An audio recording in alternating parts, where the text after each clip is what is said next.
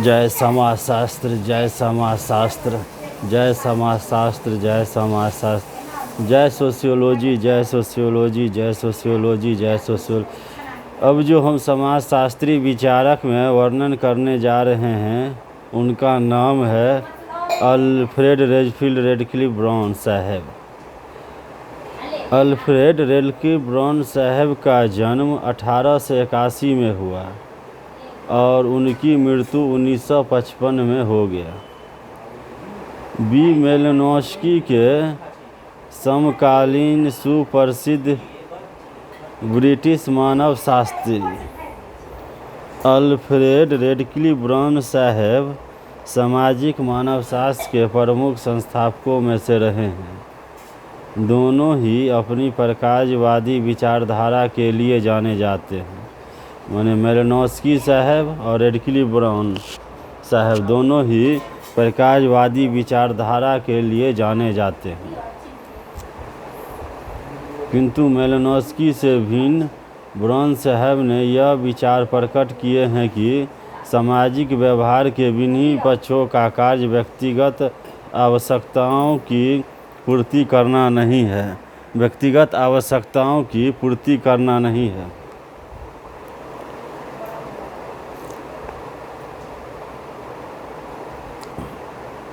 जैसा कि मेलिनोस्की साहब ने माना है, अपितु समाज की सामाजिक संरचना को बनाए रखना है। ब्राउन साहब पहले व्यक्ति थे जिन्होंने स्नातक छात्र के रूप में कैम्ब्रिज विश्वविद्यालय में मानवशास्त्र का प्रशिक्षण लिया। ब्राउन साहब पहले व्यक्ति थे जिन्होंने कैम्ब्रिज विश्वविद्यालय से मानवशास्त्र का प्रशिक्षण लिया। उन्होंने इंग्लैंड, उत्तरी अमेरिका, दक्षिणी अफ्रीका और ऑस्ट्रेलिया में इस विषय का अध्ययन किया। ब्राउन साहब जो हैं इंग्लैंड, उत्तरी अमेरिका, दक्षिणी अफ्रीका और ऑस्ट्रेलिया में जो है मानवशास्त्र विषय का अध्यापन किए।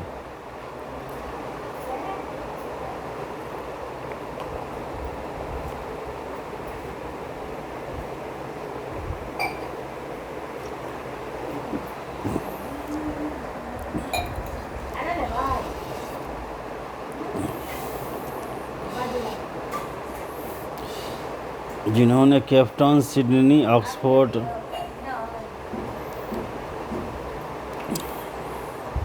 पहले व्यक्ति थे जिन्होंने केपटाउन, सिडनी, ऑक्सफोर्ड और शिकागो में इस विषय की पीठ चेयर स्थापित करने के। ब्राउन साहब अपने क्षेत्र कार्यों की अपेक्षा अध्यापन के लिए अधिक प्रसिद्ध रहे हैं। क्षेत्र कार्यों की अपेक्षा अध्यापन के लिए अधिक प्रसिद्ध रहे हैं। रेडक्लिफ ब्राउन साहब पर प्रसिद्ध समाजशास्त्री एमएल दुर्खैम साहब के विचारों का प्रभाव पड़ा है। दुर्खैम साहब की भांति ब्राउन साहब ने भी समाज की संरचना और विभिन्न संस्थाओं के प्रकारों की महत्ता पर बल दिया है। अध्ययन के लिए ब्राउन साहब ने तुलनात्मक परिप्रेक्ष्य पर अपनाया है। मैंने ब्राउन साहब जो है अध्ययन के लिए तुलनात्मक परिप्रेक्ष्य को अपनाया है। सामाजिक व्यवस्था में संस्थाओं की अत्यधिक पारस्परिक निर्भरता को रेखांकित करते हुए ब्राउन साहब ने कहा कि समाज एक स्वचालित सामूहिक ऑर्गेनिज्म है जिसकी सामाजिक आवश्यकताओं की पूर्ति कुछ मूलभूत सामाजिक संस्थाओं जैसे परिवार, धर्म आदि द्वारा की जाती है। इस संबंध में उनकी बहुप्रसिद्ध पुस्तक आदिवासी समाज में संरचना और प्रकार 1952 विशेष रूप में उल्लेखनीय है। संरचना और प्रकार जो है उन्हें विशेष रूप में उल्लेखनीय है।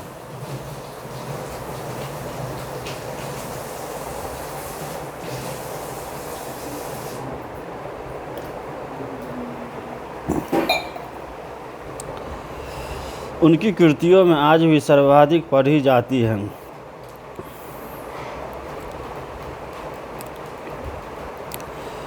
सामाजिक व्यवस्था में संस्थाओं की अधिक पारस्परिक निर्भरता को रेखांकित करते हुए ब्राउन साहब ने कहा कि समाज एक स्वचालित समय ऑर्गेनिज्म है जिसकी सामाजिक आवश्यकताओं की पूर्ति कुछ मूलभूत सामाजिक संस्थाओं जैसे परिवार, धर्म आदि द्वारा की जाती है।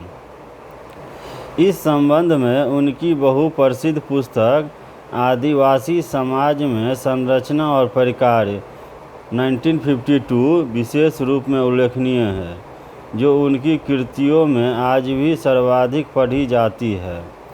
इस पुस्तक में उन्होंने जो अवधारणाएं प्रस्तुत की है वे सामाजिक मानवशास्त्र की अमूल धरोहर बन गई है। सामाजिक मानवशास्त्र की अमूल धरोहर बन गई है।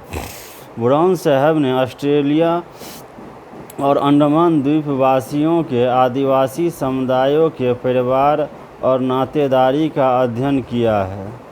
उन्होंने अपने जीवन काल में बहुत तो नहीं लिखा, किंतु फिर भी अपने प्रभावशाली और कुशल अध्यापन द्वारा विद्यार्थियों की एक लंबी कतार को प्रभावित किया है, जिन्होंने बाद में ब्राउन साहब का नाम रोशन किया। ब्राउन साहब के प्रकायात्मक सिद्धांत की आलोचना भी हुई है। ब्राउन साहब के प्रकायात्मक सिद्धांत का आलोचना भी हुई है। जोनाथन टर्नर ने ब्राउन साहब की न्यूनतम एकजुटता की अवधारणा के बारे में कुछ आपत्तियां उठाई है। विस्तृत अध्ययन के लिए लेखक की पुस्तक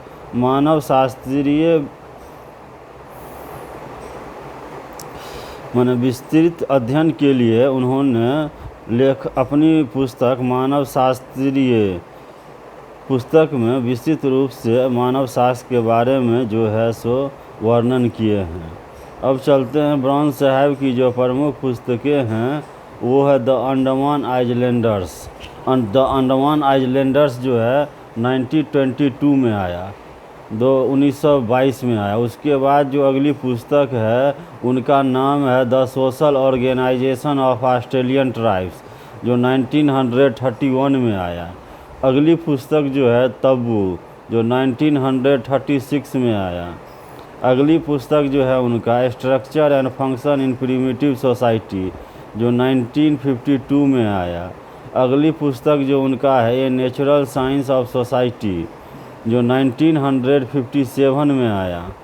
अगली पुस्तक जो उनका है मेथड इन सोशल एंथ्रोपोलॉजी, जो 1958 में आया। तो ये रॉडक्लिफ ब्राउन साहब की प्रमुख कृति और प्रमुख पुस्तकें का उल्लेख किया गया है, जो समाजशास्त्र के सामाजिक विचारकों में रॉडक्लिफ ब्राउन साहब अपना प्रमुख स्थान रखते हैं। रॉडक्लिफ ब्राउन साहब समाजशास्त्र के अंतर्गत समाजशास्त्र विषयों से संबंधित बड़ा से बड़ा एग्जाम हो या मध्यम हो या छोटा एग्जाम हो, सभी एग्जाम के लिए सामाजिक विचारकों में रॉडक्लिफ ब्राउन की कृति और उनके पुस्तकों से प्रश्न अवश्य पूछे जाते हैं। इसीलिए हर एक विद्यार्थी को, हर एक बच्चे को रॉडक्लिफ ब्राउन की कृति और उनके पुस्तकों का स्मरण मनन रखना बहुत इम्पोर्टेंट, महत्वपूर्ण, उपयोगी है। समाजशास्त्र के अंतर्गत जब तक सामाजिक विचारकों का अध्ययन नहीं किया जाएगा तब तक समाजशास्त्र विषय अधूरा है। और समाजशास्त्र विषय से संबंधित विभिन्न प्रतियोगी परीक्षाओं, जैसे भारतवर्ष में सबसे बड़ा एग्ज़ाम IAS UPSC का होता है, उसमें भी रॉडक्लिफ ब्राउन साहब के 1-2 प्रश्न अवश्य पूछे जाते हैं। तो बड़ा से बड़ा हो या समाजशास्त्र से विषय संबंधित कोई भी एग्ज़ाम हो, ब्राउन साहब से प्रश्न अवश्य पूछे जाते हैं। तो ब्राउन साहब का जो कृति है, उनकी पुस्तकें, उसका स्मरण मनन करना बहुत इम्पोर्टेंट, महत्वपूर्ण, उपयोगी है। जय समाजशास्त्र, जय समाजशास्त्र, जय सोशियोलॉजी, जय सोशियोलॉजी। अब जो अगले समाजशास्त्री का हम वर्णन करने जा रहे हैं जिसमें सामाजिक विचारक का नाम है रॉबर्ट रेडफील्ड ब्राउन साहब ने रॉबर्ट रेडफील्ड साहब। ब्राउन साहब का तो वर्णन कर लिए हैं, अब रॉबर्ट रेडफील्ड साहब। रॉबर्ट रेडफील्ड साहब का जन्म 1897 और उनकी मृत्यु 1958 में हुआ, यानी कि उनका कार्यकाल जो रहा 61 ईयर्स का रहा। 61 वर्ष का जो है रॉबर्ट रेडफील्ड साहब का कार्यकाल रहा। अब हम उनकी कीर्ति और उनकी जीवनी का वर्णन करेंगे। अमेरिकी समाजशास्त्री रॉबर्ट रेडफील्ड साहब को मैक्सिको के टेपोजलान गांव के अध्ययन के आधार पर लोक समाज, फोक सोसाइटी और लोक नगरीय सततता, नर्तन, लोक फोक, अर्बन कॉन्टिज्म और कृषक समाज तथा कई अन्य अवधारणाओं को विकसित करने का श्रेय जाता है। रेडफील्ड साहब के अनुसार लोक समाज लघु, दूर दूर छिटके हुए, पृथककृत, अनपढ़ तथा सामाजिक रूप से समरस समाज होते हैं। इन समाजों में घनिष्ठ सामाजिक एकत्व, लगाव और नातेदारी की भावना होती है। रॉबर्ट रेडफील्ड साहब के अनुसार लोक समाज लघु, दूर दूर तक छिटके हुए, पृथककृत, अनपढ़ तथा सामाजिक रूप से समरस समाज होते हैं। इन समाजों में घनिष्ठ सामाजिक एकत्व, लगाव और नातेदारी की भावना होती है। इनकी साझा संस्कृति की जड़ें परंपरा और धर्म में गड़ी होती है। इन समाजों में अवैयक्तिक और कानून सम्मत व्यवहार की अपेक्षा वैयक्तिक और स्वतः स्फूर्त व्यवहार होता है। यही नहीं, इन समाजों में बौद्धिक जीवन, प्रयोग, परीक्षण और चिंतन की प्रवृत्ति न के बराबर होती है। ऐसे समाज स्वतः विकसित होते हैं। इनकी प्रकृति मौलिक, प्रारंभिक एवं निश्चितता लिए होती है। इनकी प्रकृति जो है मौलिक, प्रारंभिक एवं निश्चितता लिए होती है। लोक समाज के चरित्र चित्रण के साथ साथ रेडफील्ड साहब ने नगरीय समाज की विशेषताओं और लोक समाजों का नगरीय समाजों में बदलने की प्रक्रिया का भी उल्लेख किया है। रेडफील्ड साहब जो हैं लोक समाजों का नगरीय समाजों और नगरीय समाजों की विशेषताओं की लोक समाजों का नगरीय समाजों में बदलने की प्रक्रिया का भी उल्लेख किया है। नगरीय समाजों की विशेषताएं बताते हुए उन्होंने लिखा है कि इन समाजों में लोक समाजों से ठीक विपरीत विशेषताएं पाई जाती है। लोक समाजों से ठीक विपरीत विशेषताएं पाई जाती है, जैसे पृथक्करण का अभाव, विषय रूपता, सामाजिक विघटन, लौकिकीकरण और व्यक्तिगतता, घनिष्ठता का अभाव, अनामपन आदि। उन्होंने आगे बताया है कि नगरीय आधारित संस्कृति और सभ्यता के फैलने से लोक समाजों में बदलाव आता है।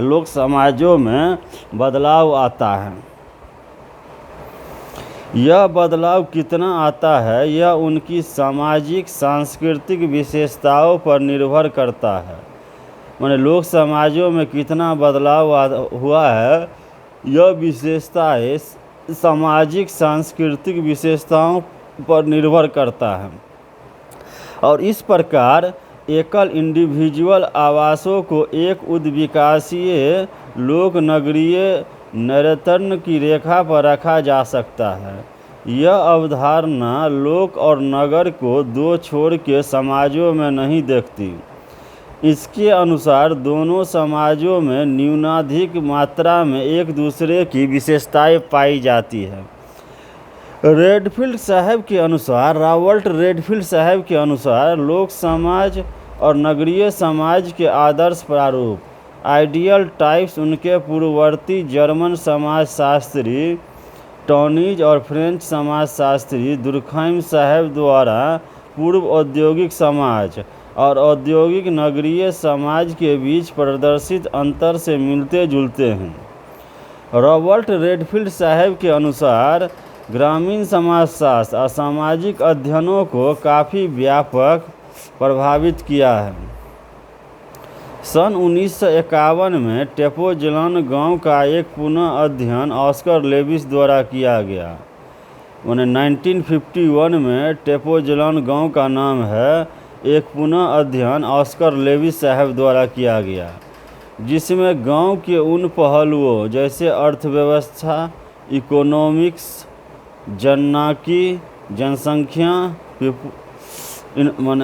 जनसंख्या और राजनीति का अध्ययन किया गया, जिन्हें रेडफील्ड साहब ने छोड़ दिया था। रेडफील्ड साहब ने जो छोड़ दिए उन पर अध्ययन ऑस्कर लेविस ने किया। ऑस्कर लेविस की जांच पड़ताल ने लोक समाजों के रेडफील्ड साहब के निष्कर्षों के संबंध में प्रश्न खड़े किए हैं। रेडफील्ड साहब ने अपने अध्ययन में लोक समाजों में व्याप्त संघर्ष, तनाव, गरीबी, विघटन जैसे तत्वों को नज़रअंदाज कर दिया था और आदिम समाजों का एक खासा आदर्शात्मक चित्र ही प्रस्तुत किया है। लेविस साहब ने रेडफील्ड के साहब के एकल आवासों के अति सरलीकृत और अऐतिहासिक वर्गीकरण को भी नकार दिया है। नगरीय समुदायों पर बाद में किए गए अध्ययनों से पता चला है कि लोक समाज के आदर्श प्रारूप और लोक नगरीय सततता की अवधारणा दोनों की कई कमजोरियां एवं कमियां हैं। उसके बाद एडवर्ड रेडफील्ड साहब की जो प्रमुख पुस्तकें हैं उनमें पहला है Tepoztlan life in a Mexican village. Tepoztlan life in a Mexican village जो 1930 में आया, यानी कि 1930 में उनकी जो पुस्तक है Tepoztlan life in a Mexican village. और पुस्तकें जो हैं उनका हम सीरियल वाइज से वर्णन करने जा रहे हैं। जैसे 1930 में हो गया Tepoztlan life in a Mexican village. अब 1934 में हो गया चापकॉम। उसके बाद अगली पुस्तक जो है सो 1941 में आया द फोक कल्चर ऑफ युगांटान। उसके बाद जो अगली पुस्तक उनका आया the primitive world and it's transformation जो 1953 में आया। The primitive world and it's transformation जो 1953 में आया। अगली पुस्तक जो है उनका द लिटिल कम्युनिटी जो 1955 में आया। 1955 में द लिटिल कम्युनिटी आया। अगली पुस्तक जो उनका है पीजेंट सोसाइटी एंड कल्चर जो 1956 में आया। पीजेंट सोसाइटी एंड कल्चर 1956 में आया। अगली पुस्तक उनका हो गया thinking about a civilisation introducing India. Thinking about a civilisation introducing India जो 1957 में है। तो कुछ पुस्तकों का जो सीरियल वाइज है उनका हमने उल्लेख किया है। और रॉबर्ट रेडफील्ड साहब की कृति और उनकी जीवन गाथा का वर्णन किया गया है, जो प्रत्येक प्रतियोगी परीक्षाओं के लिए सामाजिक विचारकों में से रॉबर्ट रेडफील्ड साहब अपना प्रमुख स्थान रखते हैं और इनसे 2-4 प्रश्न अवश्य पूछे जाते हैं। इसीलिए रॉबर्ट रेडफील्ड साहब के कृति और उनकी पुस्तकों का स्मरण ध्यान रखना बहुत इम्पोर्टेंट उपयोगी है। जय समाजशास्त्र, जय समाजशास्त्र, जय समाजशास्त्र, जय समाजशास्त्र, जय सोशियोलॉजी, जय सोशियोलॉजी, जय सोशियोलॉजी, जय सोशियोलॉजी। अब जो अगले समाजशास्त्री का हम वर्णन करने जा रहे हैं उनमें उनका नाम है जॉन रेक्स साहब। जॉन रेक्स साहब का जन्म जो है 1925 में हुआ।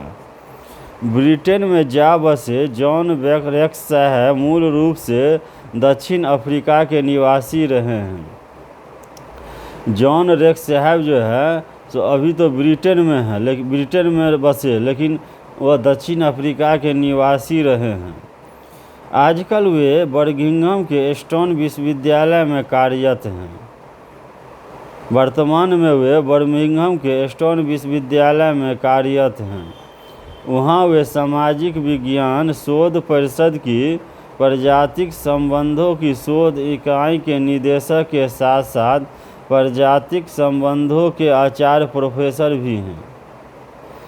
समाजशास्त्र में उनका योगदान प्रमुखतः दो प्रमुख क्षेत्रों में रहा है, यथा समाजशास्त्रीय सिद्धांत और प्रजातिक सिद्धांत। समाजशास्त्रीय सिद्धांत के क्षेत्र में उन्होंने शास्त्रीय क्लासिकल समाजशास्त्रीय परंपरा का समर्थन करते हुए आधुनिक समकालीन सिद्धांतों का विश्लेषण करने वाली कुछ पुस्तकें लिखी है, जिनमें प्रमुख पुस्तकें इस प्रकार हैं। समाजशास्त्रीय सिद्धांत की प्रमुख समस्याएं। समाजशास्त्रीय सिद्धांत की प्रमुख समस्याएं जो 1973 में आया। समाजशास्त्र और आधुनिक विश्व का विमिथकीकरण। समाजशास्त्र और आधुनिक विश्व का विमिथकीकरण जो 1974 में आया, तथा सामाजिक संघर्ष जो 1981 में आया। समाजशास्त्रीय सिद्धांत के अतिरिक्त जॉन रेक्स साहब ने प्रजातिक संबंधों पर भी प्रचुर मात्रा में कार्य किया है।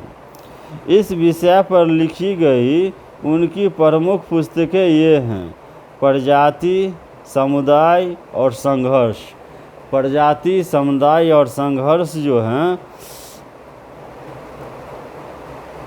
उनकी प्रमुख पुस्तकें हैं, जो 1967 में आया। उनके बाद जो अगली पुस्तक उनका है समाजशास्त्रीय सिद्धांत में प्रजातिक सिद्धांत, जो 1970 में आया। अगली हो गई एक ब्रितानी नगर में उपनिवेशी आवर्जक, जो 1979 में आया। उनके बाद जो अगली पुस्तक है प्रजाति तथा नरजातीयता, जो 1986 में आया। इनके बाद जो उनकी प्रमुख पुस्तकें हैं जो जिसका हम सीरियल वाइज से वर्णन करेंगे। पहला हो गया रेस, कम्युनिटी एंड कॉन्फ्लिक्ट, जो 1967 में आया।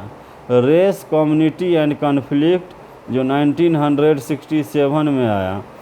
दूसरा हो गया race relation in sociological theory, जो 1970 में आया। Race relation in sociological theory, जो 1970 में आया।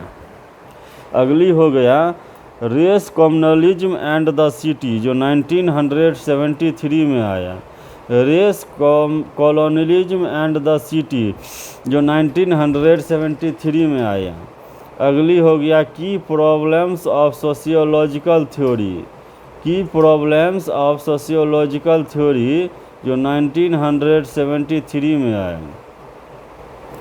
अगली हो गया डिस्कवरिंग सोशियोलॉजी, जो 1973 में आया। डिस्कवरिंग सोशियोलॉजी, जो 1973 में आया। अगली उनकी पुस्तक हो गया sociology and the demystification of the modern world, जो 1974 में आया। Sociology and the demystification of the world, जो 1974 में आया। उनके बाद अगली पुस्तक है सोशल कॉन्फ्लिक्ट, जो 1981 में आया। सोशल कॉन्फ्लिक्ट, जो 1981 में आया। अगली हो गया रेस एंड इथनिसिटी, जो 1986 में आया। रेस एंड इथनिसिटी, जो 1986 में आया।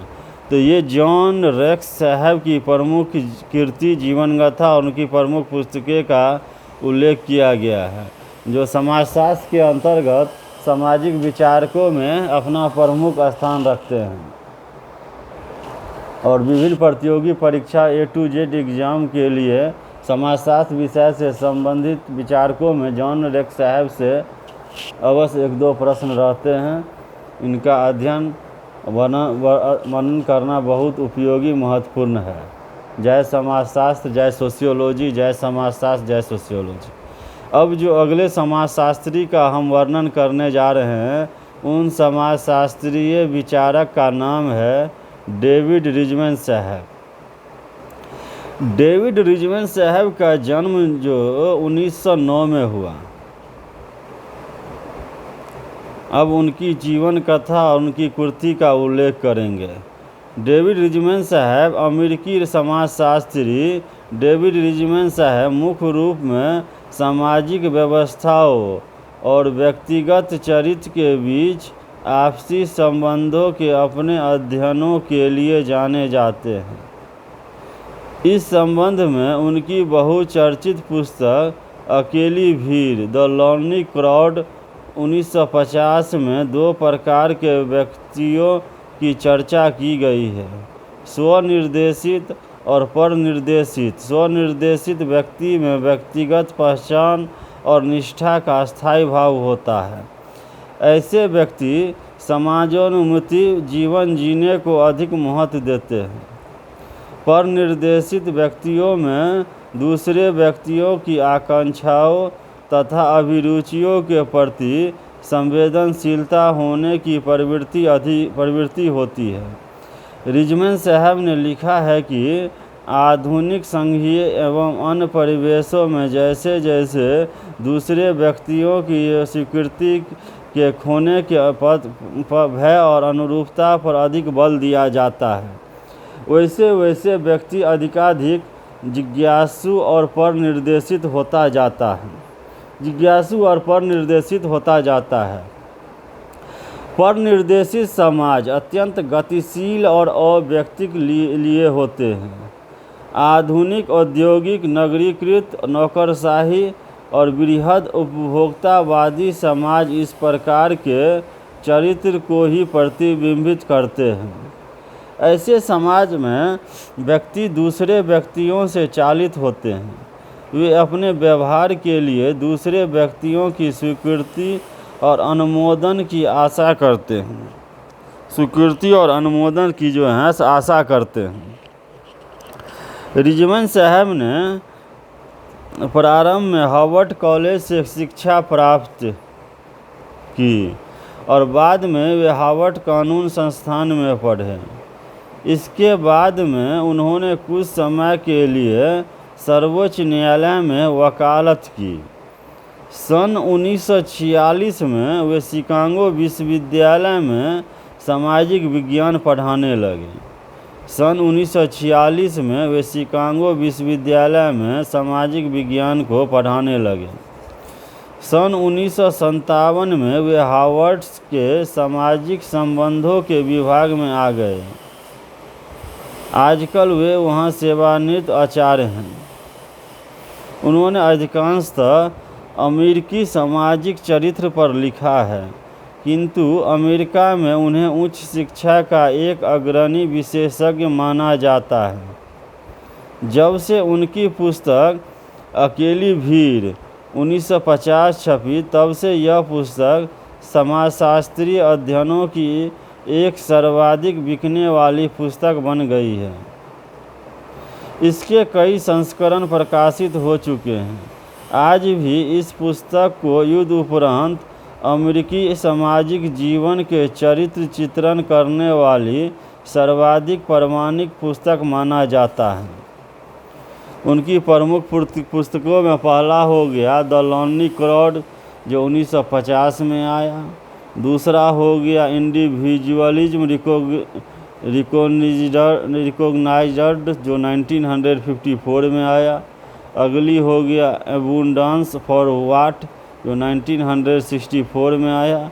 अगली हो गया वो ऑन हायर एजुकेशन जो 1980 में आया। तो डेविड रिचमन साहब ने जो प्रमुख वर्णन किए हैं स्वनिर्देशित व्यक्ति पर निर्देशित व्यक्तियों से दूसरे व्यक्तियों की आकांक्षाओं तथा अभिरुचियों के प्रति संवेदनशीलता होने की प्रवृत्ति होती है। परनिर्देशित समाज अत्यंत गतिशील और अव्यक्तिक लिए होते हैं। तो इन्हीं सब बातों पर डेविड रिचमन साहब ने अपनी कृति का उल्लेख किए हैं और उनकी कुछ पुस्तकें हैं, उनका हमने सीरियल वाइज बताया है। ये डेविड रेजमिन साहब की प्रमुख कथा कृति और उनकी पुस्तकों का उल्लेख किया गया है। जय समाजशास्त्र, जय सोशियोलॉजी, जय सोशियोलॉजी, जय समाजशास्त्र, जय समाजशास्त्र के अंतर्गत सामाजिक विषयों से संबंधित भारतवर्ष या भारत के बाहर किसी भी देश या कंट्री में समाजशास्त्र विषय से संबंधित विषय में सामाजिक विचारकों में डेविड रिजमैन साहब प्रमुख स्थान रखते हैं। और डेविड रिजमैन साहब ने ही समाजशास्त्र के अंतर्गत जितने भी समाजशास्त्रीय विचारक हैं उन सब का गहन मनन अध्ययन करना बहुत इम्पोर्टेंट, उपयोगी और महत्वपूर्ण है। समाजशास्त्र विषय के अंतर्गत जब तक सामाजिक विचारकों का अध्ययन नहीं किया जाएगा तब तक समाजशास्त्र विषय का ज्ञान अधूरा है। और सामाजिक विचारकों का अध्ययन या उनका मनन या सामाजिक विचारकों ने ही जो कहे हैं, जो कृति है, उन्हीं के आधार पर समाजशास्त्र विषय का पुस्तक को तैयार किया गया है।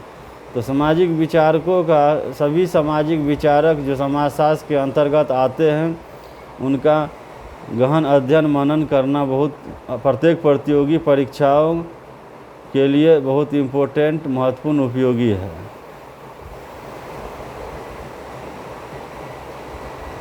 कोई भी एग्ज़ाम हो, विषय से संबंधित विषय पर पकड़ रखना बहुत इम्पोर्टेंट है। जब तक विषय पर पकड़ नहीं होगा तब तक कोई भी एग्ज़ाम का आप फेस नहीं कर सकते हैं। बड़ा से बड़ा एग्ज़ाम हो या छोटा से छोटा एग्ज़ाम हो, सभी एग्ज़ाम के लिए विषय पर पकड़ होना बहुत इम्पोर्टेंट, महत्वपूर्ण, उपयोगी है।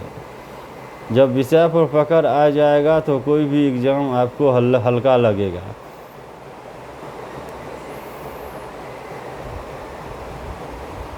इसीलिए विषय से संबंधित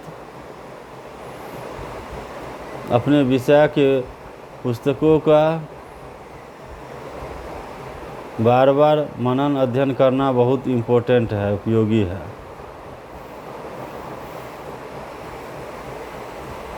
तो अभी हमने जो इस क्लास में विचारकों में वर्णन किए हैं उनमें रेडक्लिफ ब्राउन साहब हो गया, जिनका जन्म 1881 और 1955 में हुआ।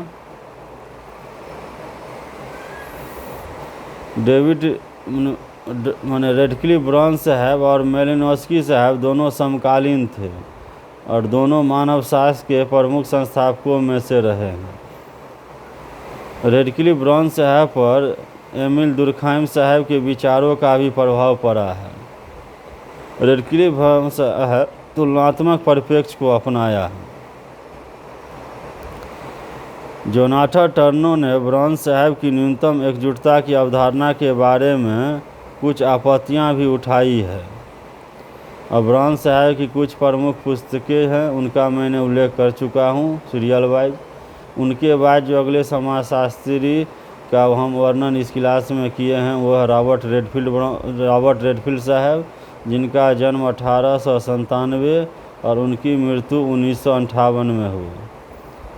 रॉबर्ट रेडफील्ड साहब ने फोक सोसाइटी यानी लोक समाज, नगरीय सततता, कृषक समाज, नगरीय समाजों की विशेषताएं, पृथक्करण का अभाव, विषय रूपता, सामाजिक विघटन, लौकिकरण और व्यक्तिकरण, घनिष्ठता का अभाव, अनापन आदि पॉइंटों पर उनकी कृति का जो है सो उल्लेख किया गया है। और ऑस्कर लेविस साहब द्वारा जो टेपोजलॉन गांव का अध्ययन किया गया उन्हें रॉबर्ट रेडफील्ड साहब ने छोड़ दिया था और उनकी प्रमुख पुस्तकों का भी वर्णन किया गया है। उसके बाद जॉन रेक्स साहब का जो है सो कृति और उनकी पुस्तकों का वर्णन किया गया है। उनके बाद डेविड रिजमैन साहब की कृति और पुस्तकों का वर्णन किया गया।